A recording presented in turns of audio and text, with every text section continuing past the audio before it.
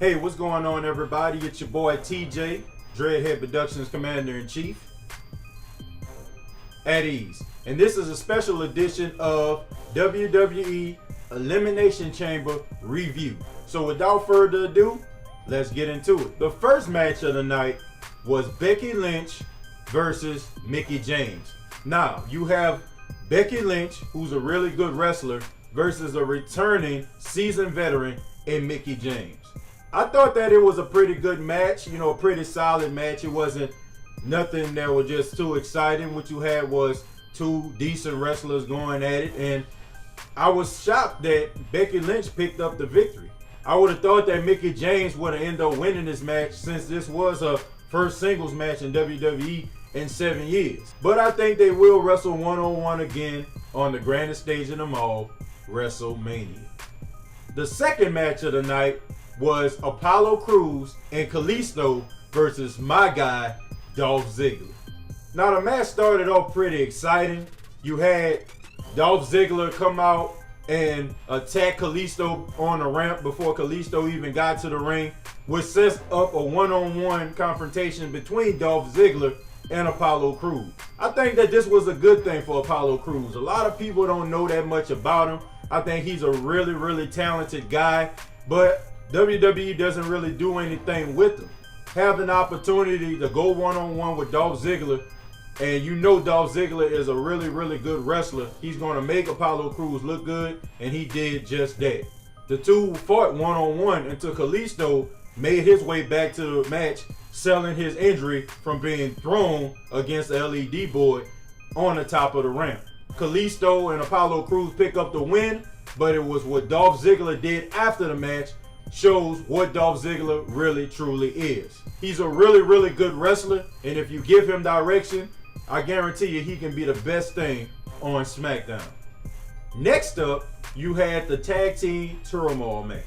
You had the Ascension versus the Vaudevillains versus Breezango versus Heath Slater and Rhino versus the Usos versus American Alpha. This was a good match. I mean, a lot of people got some shine. It was good to see, you know, the Usos, they were doing their thing. I really like the way that they trying to change their character. I really enjoy what they're doing now, being the heels and being the heel tag team on SmackDown. I like American Alpha, man. They remind me of the Steiner brothers so much. These guys are two talented individuals. They deserve to be the tag team champions. American Alpha picked up the victory over the Ascension, which a lot of people may think that the Ascension got buried, because before the Ascension came out, you had the Usos attacking American Alpha, and a lot of people thought that when the Ascension come out to the ring, they were just going to demolish American Alpha on their way to the tag team championships. But I disagree. I don't think that they got buried. I actually thought they looked pretty good in this match. The Ascension has been around for quite some time in the WWE, and the WWE hasn't done anything with them. I think that the Ascension has a little bit of the momentum, and maybe they can possibly win a tag team championship someday, if the WWE can build them up again. Next, you have Nikki Bella versus Natalya. Hey, I know what you all are thinking. You're saying to yourself, this match doesn't sound very entertaining on paper. But I was pleasantly surprised. I didn't think that this match was going to end up being as good as it was. You had a back and forth affair. Nikki Bella, Natalya, they were going back and forth. Natalya was talking mad trash throughout the match. I mean, she was talking the whole time. She even turned around to the crowd where Nikki Bella's mother was and started talking trash to her. This match ended in a no contest, so the WWE Universe probably wants to see what's going to come of all of this. After the match, the two fought some more. It's fueled all the way to the back to the locker room. Would this be a WWE WrestleMania match? Only time will tell. The next match was Randy Orton taking on Luke Harper. This by far was the best match of the night in my book. You had a 12-time champion in Randy Orton versus the very statistic Luke Harper.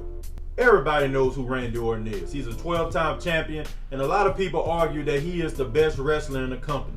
But a lot of people want to know, how good is Luke Harper?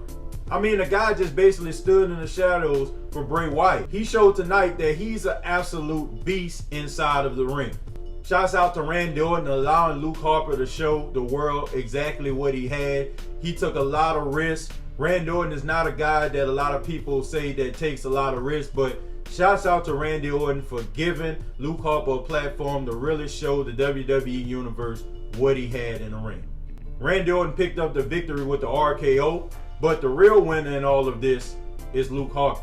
An outstanding job by the big man. What the WWE has is probably the big man that's going to lead the company 10 years down the line.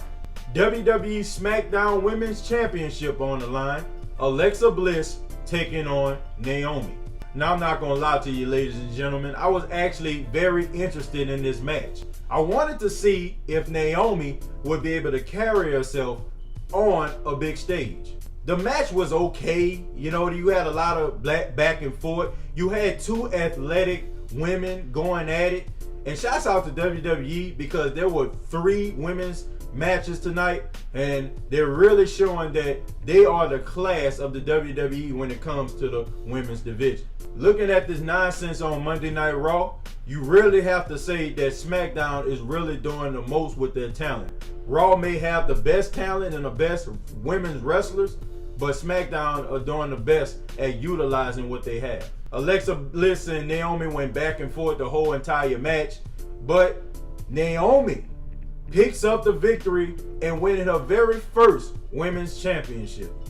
I think it was long overdue, man. Naomi has been putting in work for years. She's always been the most athletic woman on the whole entire roster. Congratulations to her. It's good to see that the WWE is finally giving her an opportunity to shine. And she is going to go into her hometown of Orlando, Florida as the women's champion, going to WrestleMania. I know she has to be excited about that. And speaking of well-deserved, the WWE Championship was on the line in an Elimination Chamber match. You had John Cena, the WWE Champion, the 16-time champion to be exact, taking on The Miz, taking on AJ Styles, taking on Bray Wyatt, taking on Dean Ambrose, taking on Baron Corbin. This was a pretty good match, man.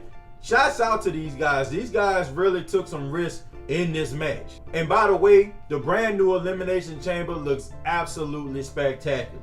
I really felt like it was time for an upgrade. I mean, we've seen them in the past, okay? The Hell in a Cell looks different. The steel cage looks different. You know, you remember back in the days, it used to be that blue cage, and now it's an actual steel cage. It was time for a change, and the Elimination Chamber looked really, really good. I think the WWE did a pretty good job at protecting these guys, not making anybody look bad. Baron Corbin looked really good in the match. He was eliminated in this match by Dean Ambrose, and he attacked Dean Ambrose after it was all said and done.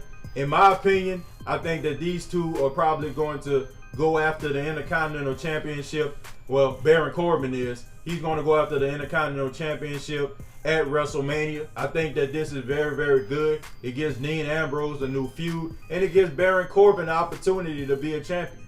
But one person I really felt like was a loser in this match was AJ Styles.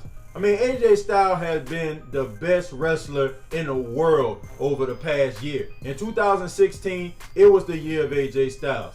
I really felt like the WWE dropped the ball and not allowing him to be a champion going into WrestleMania. But although he's not champion, John Cena isn't anymore, which is a very, very good thing. I'm tired of looking at John Cena be the champion, okay? It's time for somebody else to come in and lead the front line, okay? It's time for a new person to come in order to be the guy, okay?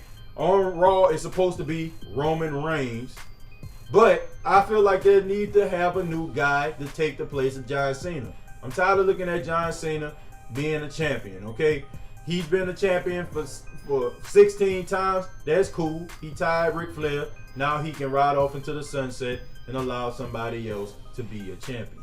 And the WWE does have a new champion, and that champion is Bray Wyatt. Bray Wyatt wins the Elimination Chamber match, which was a shock to me. I mean, Bray Wyatt, another guy who has been putting in that work. Bray Wyatt has always given the best promo and has been an absolute beast inside of the ring. It's good that the WWE finally gave him what he deserved, despite the fact he's a guy who has a character that doesn't need a championship. But although his character doesn't need a championship, doesn't mean you don't have to give him one. So congratulations to Bray Wyatt. You, my friend, deserve it. And this has been TJ's WWE Elimination Chamber review. So I want you all to follow me on Instagram at TJJones8 and follow my Facebook group at TJ Jones Rants. Till next time, you already know, but I'm going to tell you anyway. We global. Poof.